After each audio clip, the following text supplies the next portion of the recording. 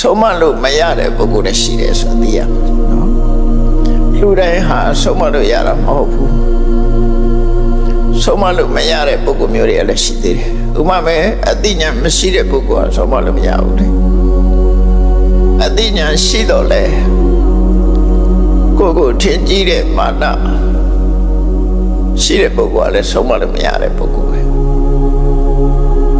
စိတ်နဲ့စိတ်ထားမကောင်းတဲ့ပုဂ္ဂိုလ်တွေကလည်းပဲဆုံးမလို့ရတဲ့ပုဂ္ဂိုလ်မဟုတ်ဘူးအဲ့တော့လူတိုင်းဟာဆုံးမလို့ရတယ်လို့တော့ဒီလိုမတွက်နဲ့ဘူးကိုယ်သာသမီးတောင်ကိုဆုံးမလို့ရတဲ့သာသမီးရှိတယ်ဆုံးမလို့မရတဲ့သာသမီးရှိတယ်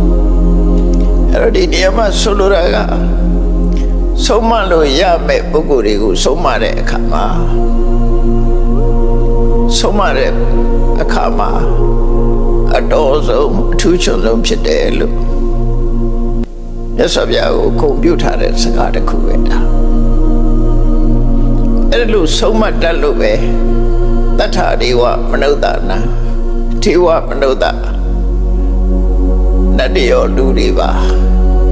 လူတွေရဲ့ဆရာပြတာမဟုတ်မကနတ်တွေရဲ့ဆရာလည်းဖြစ်တယ်ဒါတော့လောကမှာအမြင့်ဆုံးအသိဉာဏ်ရှိတဲ့တရားတွေကိုပြောရင်ဒေဝမနုဿလို့ပြောရတာတိရစ္ဆာန်တို့ဘာလို့ကြတော့အသိဉာဏ်ရှိတာမဟုတ်ဘူးဒါကြောင့်တိရစ္ဆာန်တွေရောမဆုံးမဘူးလားလို့ဆိုဆုံးမတယ်တိရစ္ဆာန်တွေရဲ့ဆရာရောမဖြစ်ဘူးလားဆိုဖြစ်ပါတယ်အကောင်းဆုံးဟာကိုရည်ညွှန်းပြီးတော့ပြောတာမဟုတ်တတ္ထာဒေဝမနုဿနာဆိုတော့နာလဂိရိစင်ကြီးဆုံးပါတယ်အာလဝကပိတုဆုံးပါတယ်နာလဂိရိစင်ကြီးဆိုတာတိရစ္ဆာန်ပဲနေနန္ဒောပနန္ဒနဂါကိုဆုံးပါတယ်တိရစ္ဆာန်တွေကိုဆုံးပါတယ်သို့တော့တရားဓုတရားမြတ်ရသည်ထီအောင်ပြီးဝဝဆုံးမလို့ရတာကတော့လူနဲ့နတ်ပဲရှိတယ်ပေါ့